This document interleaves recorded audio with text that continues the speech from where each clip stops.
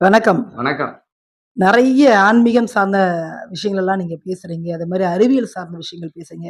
எதார்த்தமா மக்களுக்கு புரியும்படியான விஷயங்கள பேசுறதுனால தான், முருகப்பெருமாள் அப்படின்றது மக்கள் மத்தியில ஒரு பிரபலமான ஒரு பெயராக இருக்குது.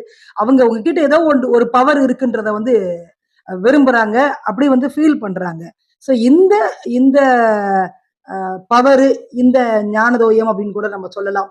எங்கேருந்து வருது? உங்களுடைய குரு யாரு? நீங்க எந்த முறையில இத ஃபாலோ பண்றீங்க? அதாவது இறை தொண்டுங்கிறது நான் தேடி வந்ததில்ல. நம்ம படிக்கிற காலத்துல இதெல்லாம் செய்வோமா அப்படிங்கிறது தெரியாது. நெறைய விஷயங்கள் நம்ம நடைமுறை வாழ்க்கையில என்னென்ன நடந்துச்சுங்கிறத வச்சு தான் ஒவ்வொருத்தங்க லைஃப் ஸ்டைலும் படிக்குது. இப்ப நீங்க இது பண்றீங்க, ரிப்போர்ட்டரா இருக்கீங்க, யூடியூப் சேனல். இந்த மாரி நான் ஆன்மீகத்துக்குள்ள இந்த அளவுக்கு பேசுவேனா அப்படிங்கிறது எனக்கு தெரியாது. இதெல்லாம் ஒரு சில காட்சிகள் வந்ததுக்கு அப்புறம், இன்னும் என்னுடைய உணர்வு அலைகள் தினமும் ராத்திரி அத தூங்க விடாம என்ன தோண்டிக்கிட்டே இருக்கும். அதாவது எப்படி அப்படின்னா, நான் சின்ன வயசுல பிறக்கும்போது முருகன் அருளால பிறந்தது. அப்போ ஃபர்ஸ்ட்ல இருந்தே சொல்லிடுறேன். எனக்கு சிவன் காட்சி கொடுத்தது அப்படின்னா, என் பெயர் சிவன். இத எத்தன பேருக்கு நம்பகத்தன்மையா இருக்கும்னு எனக்கு தெரியாது. இதனால நெறைய விஷயங்கள், நெறைய பேட்டிகள்ல இத நான் மறைச்சுக்குவேன். ஒரு ஆன்மீகவாதியா, நார்மல் பெர்சனா காட்டிக்குவேன். அப்போ இந்த பிரபஞ்சத்துல நான் சயின்ஸ பேசும்போது, சிவன பத்தி பேசும்போது ஏதாவது பேசுவாங்களேன்னு நான் பேச மாட்டேன். என் பெயர் சிவன். உலகத்தில் உள்ள எப்பேர்ப்பட்ட தெய்வமும் உனக்கு அடங்கும். உலகத்தில் உள்ள எப்பேர்ப்பட்ட தெய்வமும், அதாவது எந்த தெய்வமா இருந்தாலும் உனக்கு கட்டுப்படும். இது என்னுடைய கருமருந்து அப்படின்னு அவரு எனக்கு விபூதிய குடுத்தாரு. அந்த விபூதிய கையில குடுத்ததுக்கு அப்புறம் தான் நான் கலசம் வைக்க ஆரம்பிச்சேன். ஓகேங்களா? அந்த விபூதி எந்த கோயிலுக்கு போனாலும் நான் அத்தன பொருள் போட்டாலும் கடைசியில என் கையில குடுத்த விபூதிய போடுவேன். அதுல தான் சில பேர்லாம் வீட்ல ஆடிலாம் பார்த்துருக்கேன் ஒரு வருஷம். அப்போ சிவன் குடுத்தவர். அதே மாரி கிருஷ்ண பரமாத்மா. நான் பெருமாள்ல நெறைய விஷயங்கள நான் பார்த்ததில்ல. நான் பெருமாள்ல சில விஷயங்கள் பேசியிருக்கேன். ஆனா எனக்கு காட்சி முழுமையா குடுத்தது கிருஷ்ண பரமாத்மா. என் பெயர் கிருஷ்ணன். நீ உலகத்தின் இந்த பிறவியில் ஆன்மீகத்தின் உச்சத்துக்கே போக. அவரு அதோட முடிச்சுட்டாரு. ஆன்மீகத்தின் உச்சத்துக்கே இந்த உலகத்தின் ஆன்மீகத்தின் உச்சம்னா, அவரு எந்த உலகத்த சொன்னாரு எனக்கு. ஓகே. நான் தமிழ் அப்படிங்கிறத இது என் உலகமா நினைக்கிறேன். அப்போ நான் நம்ம தமிழ், தமிழ்நாடு இந்த விஷயங்கள் அதே மாரி அதுக்கப்புறம் நம்ம சமூகம், இந்தியா எல்லா மக்களும் மக்கள் தானே. இப்ப இறை தொண்டுங்கிறது பொது நலம். அப்படினால என்னுடைய விசுவாசம் தென் மாவட்டத்த நோக்கி அதிகமா போகுது. கிருஷ்ணர் இந்த மாரி வரம் குடுத்தது. அடுத்தது நம்பூதிரி கொண்ட போட்டு ஒருத்தர் ஒரு பலகையில உட்கார்ந்து, என் பெயர் பிரம்மா. பண ஓலையை பணம்பாளையால் தான் பிரட்ட வேண்டும்.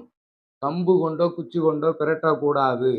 பணம்பாளையை பச்சை பணம்பாளை பண ஓலையை பச்சை பணம்பாளையால் பிரட்டி, உன்னுடைய ஜாதகத்தை கணிக்கும் பொழுது, உனது ஜாதகம் பிரம்ம ரிஷி ஜாதகம். எப்படி? உனது ஜாதகம் பிரம்ம ரிஷி ஜாதகம். நம்ம இப்ப ஜாதகக்காரன்ட்ட நெறைய பேர்ட்ட குடுத்தோம். அவன் உன் லைஃபே நல்லா இருக்காதுன்னான். ஆனா அதெல்லாம் உடைச்சு இன்னைக்கு நல்லா இருக்கு. நீ நாடோடியா தான் திரிவேன்னா, இன்னைக்கு அதெல்லாம் மாத்தி சொந்த வீடோட உட்காந்துட்டேன். பிறப்பின் அர்த்தமும் மகத்துவமும் உனக்கு தெரியும். அதை எடுத்து உரைக்கவே இந்த பிறவி அப்படின்னு வரம் கொடுத்தார். ஒரு பெண் கனவுல காட்சி கொடுத்து, நீ 48 நாள், 41 நாள், இல்ல 48 நாள். நீ அன்னம், தண்ணி எதுவும் சாப்பிடாம, கதவ சாத்திக்கிட்டு, விளக்கேத்தி பூஜை பண்ண சொல்லு. அதெல்லாம் முடியுமா? உனக்கு நான் துணை இருக்கேன் அப்படின்னு சொல்லுது. எனக்கு அதுல பயம். 2 நாள் சாப்பிடலனாலே டயர்ட் ஆயிடும். ஆனா அது உட்கார சொல்லுது. ஒரு விளக்க மட்டும் ஏத்திட்டு நீ உட்காரு. உனக்கு பிரபஞ்சத்தினுடைய அனைத்தும் தெரியும் அப்படின்னு ஒரு பெண் எனக்கு வாக்கு.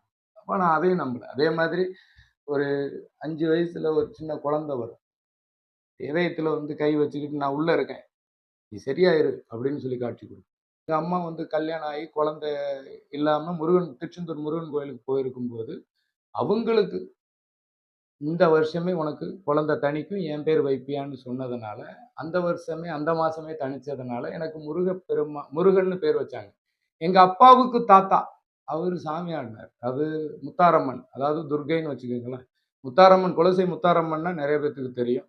குலசேகரப்பட்டினம் இப்ப கூட தசரா வரப்போகுது 3ஆம் தேதியிலிருந்து. அப்போ அந்த முத்தாரம்மன் சாமி ஆடினவரு, அவரு அந்த காலத்துல ஊர்க்காரங்க சொல்றது, கொதிக்கிற எண்ணெயில சுடுற பணியாரத்த கைவிட்டு எடுக்கிறது. எரியிற நெருப்ப சொடக்கு போட்டு நிறுத்துறது. அப்ப அந்த பஞ்சபூதத்தினுடைய தத்துவத்த ஏதோ தெரிஞ்சிருக்காரு. நமக்கு அது தெரியாது. அவருடைய மறுபிறவின்னு எங்க அப்பா என்ன சொல்லுவாரு, அவர் மாரியே இருக்கான். அவர் மாரியே சாமி ஆடுறான். எல்லாமே சொல்லுவாங்க. அம்மன் கொண்டாடியார் பரம்பரை. அந்த அம்மன் சாமிக்குன்னு அந்த கிராம தேவதைக்கு ஆடுற குடும்பம். அப்ப அதனுடைய வைபு எனக்கு. அப்போ அந்த தாத்தா என்னென்ன எனக்கு அதே மாரி நான் ஒரு சில விஷயங்கள் சொன்னதெல்லாம் பழிச்சிருக்கும். நெறைய பேர் ஆன்மீகத்துல நான் அத சொன்னேன், இத சொன்னேன்னு சொல்லுவாங்க. அதனால நெறைய விஷயங்கள் சொல்ல பயமா இருக்கு. அப்போ நான் பிறந்தது ஒரு அம்மன், இந்த சக்தி பீடம்னா ஒரு குடும்பத்துல, அதாவது அந்த கிராமத்துக்குள்ள அவங்கவுங்க குடும்பத்துக்குன்னு ஒரு குத்துவிளக்கு வச்சு பூஜை புனஸ்காரம் புடவை இதெல்லாம் வச்சு கும்பிடுவாங்க தெரியுமா? சில பேர் பூவாட காரியம்பாங்க, சில பேர் சக்தி பீடம்பாங்க. அந்த 10 வீடு இருக்குன்னா அதுல ஒரு வீட்டுல தான் அந்த கோயில் இருக்கும். அந்த வீடு என் வீடு. அதுக்குள்ள பிறந்தேன். முருகன் சொல்லி தனிச்சது. பிறந்தது அந்த சக்தி வீட்டுக்குள்ள. வளரும்போது என் வீட்டுக்குள்ள கோயிலு. நான் கௌமாரி வச்சிருக்கேன். உள்ள முத்தாரம்மன் வச்சிருக்கேன். உள்ள உள்ள ஃபுல்லா கோயில் வச்சிருக்கேன். பெருமாள் வரைக்கும் வச்சிருக்கேன். சிவன் வரைக்கும் வச்சிருக்கேன். எல்லா சாமியும் இருக்கு. சிலையா வச்சிருக்கேன். அப்படி நான் பிறந்ததுலேருந்து இந்த ஆன்மீகத்துல இறை அருள் என் கூடவே பயணிக்குதுன்னா, என்னை அவர்கள் பயணிக்க வைக்கிறாங்க. நம்ம கிடையாது. வெறும் அம்பு தானே. நான் தூங்கும்போது என் உடல் இதுல துர்வாசக முனிவர்னு ஒருத்தர். நான் கடைசியா வந்து காஞ்சி பெரியவரை பார்த்துருக்கேன். அதுக்கு முன்னாடி துர்வாசக முனிவரை நான் காட்சி பார்த்தேன். துர்வாசக முனிவர்கிட்ட வந்து நான் ஒரு 5 தலை நாகத்தை பிடிச்சி விஷத்தை பூமியில எல்லாம் நசுக்கிட்டு, அந்த பாம்பு அவ்வளவு பெருசா இருந்தது, இவ்வளவு நீளத்துக்கு சுருங்கிடுச்சு. தூக்கி கீழே போட்டோன்னே காத்து குடிச்சு உயிர் பழச்சு.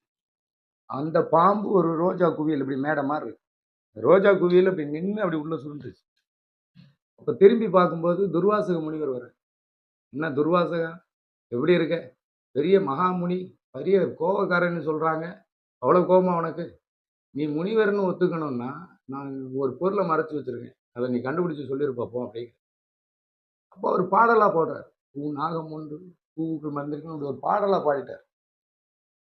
அப்போ ஒரு துர்வாசக முனிவரை கேள்வி கேட்கிற அளவுக்கு என் ஆன்மாவுக்கு வலிமை இருக்குன்னா, உள்ள இருக்கிற எண்ணற்ற அணுக்களில் ஓர் அணு, உயர்வான அணு, அந்த அணு என்னை எதை நோக்கி பயணிக்க வைக்கிறதோ அதை நோக்கி நான் பயணிக்கிறேன். முருகப்பெருமாளுங்கிற இந்த உடல் அழியும்.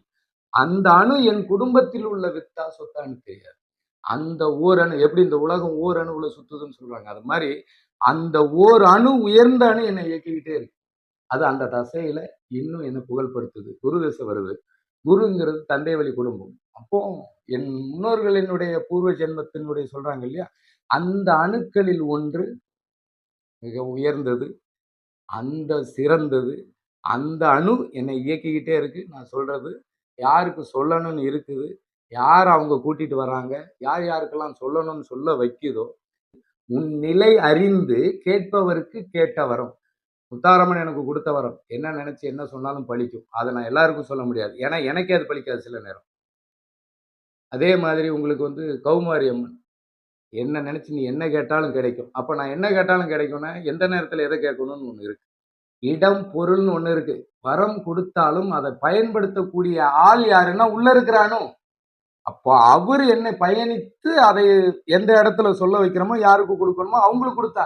நமக்கு காட்சி கொடுத்துருச்சுன்னா முருகப்பெருமானுக்கு இல்லை. இந்த உடல் வந்து நிரந்தரமா இருந்தா இந்த முருகப்பெருமானுக்கு சொல்லலாம். உள்ள இருக்கிற அணு, அந்த அணு என்ன வந்து யாருக்கு சொல்ல வைக்கிது. அப்ப நான் அந்த மேடையில இருக்கும்போது அதனுடைய தாத்பரியம் பலிக்குது. இதுதானே தவிர முருகப்பெருமாள்னு ஒரு பெரிய ஒன்றும் கிடையாது. நம் கல்வி அறிவுங்கிறதே ஓரளவுக்கு தான். படிக்கும்போதே பெருசா மார்க்கெல்லாம் வாங்கல. இந்த ஆன்மீகத்தை பத்தியும் படிக்கல, ஜோதிடம் பத்தியும் படிக்கல, நிறைய விஷயங்கள் படிக்கல. ஆனா பொது கருத்துக்கள் நிறைய எனக்கு வந்து என்ன மண்டைக்குள்ள அப்சர்வ் ஆகிக்கிட்டே இருக்கு. இன்னும் எவ்வளவு ஆகும்னு எனக்கு தெரியாது. அதாவது என்னைக்கு எனக்கு இந்த முப்பெரும் தேவர்கள் காட்சி கொடுத்தாரோ, அதுவும் பிரம்மதேவன் பிறப்பின் அர்த்தமும் மகத்துவமும் உனக்கு தெரியும், அதை எடுத்து உரைக்கவே இந்த பிறவி. அது தூய தமிழ். அதுல வேற அந்த கால் மடக்கி போட்டு உட்கார்றதெல்லாம் நம்ம உட்கார முடியாது. இப்படி கிடையாது. அதுலயும் ஒரு பலகை மேல அந்த கால் கீழ் நோக்கி இப்படி இருக்கு. மேற்கு பார்த்து உட்கார்ந்துருக்காரு. யாருன்னே தெரியாது எனக்கு. அப்போ அந்த நமக்கு பிரம்மா, கிருஷ்ணர், சிவன் வரம் கொடுத்ததுக்கு அப்புறமும் மறக்காத விஷயங்கள் இதெல்லாம் சின்ன வயசுல இருந்து நிறைய காட்சிகள் எனக்கு. எங்க ஊர்லயே ஒரு விஷயம் நடக்க போகுது, எங்க ஊரை சுத்தி என்ன நல்லது கெட்டது நடக்க போகுது. அதே மாதிரி என் வீட்டுக்கு வந்தவங்க ஃபோன் பண்ணி, ஐயா உங்க நீங்க படுத்துட்டு இருக்கீங்க, உங்க தலைக்கு கீழே 5 தலை சாரி ஒரு பெரிய பாம்பு கட்டப்பைக்குள்ள படுத்து கிடக்கு, இவ்வளவு பெருசு. அப்போ எங்க அப்பா சொல்லுவாரு, எங்க அப்பாவுக்கு தாத்தா தலைக்கு அடியில எப்பவும் ஒரு பாம்பு வந்து படுத்துட்டு கத்திட்டே இருக்கும். அப்போ இறைவன் ஏதோ ஒரு வடிவுல காட்சி கொடுப்பான்னு நான் போயிடுவேன். அதாவது இதெல்லாம் வந்து ரொம்ப எப்படி சொல்ல, ஏற்புடையவர்கள், ஆன்மீகத்தின் மீது பற்றும் பேரன்பும் எந்த ஒரு களங்கம் இல்லாத நம்பிக்கையும் உடையவர்களுக்கு இது மிகப்பெரிய ஒரு பொக்கிஷமா இருக்கும். ஏன்னா இறைவன் வந்து எல்லாரிடத்திலையும் எல்லாருக்கும் சமமா ஏதோ ஒரு வழியில காட்சி கொடுத்துக்கிட்டு தான் இருக்கான். ஆனா இங்க யாரும் பயன்படுத்தல. சரியான முறையும் சரியான வழிபாட்டு தலமும் இருந்ததுன்னா மக்களுக்கு ஆன்மீகங்கிற அறம் அழியாது. என்னுடைய வாக்குங்கிற அறம் பலிக்கணும்னா நானும் முறையா இருக்கணும். முறையான பேருக்கு சொல்லணும். அதுவும் நிறைய பேருக்கு சொல்லணும்.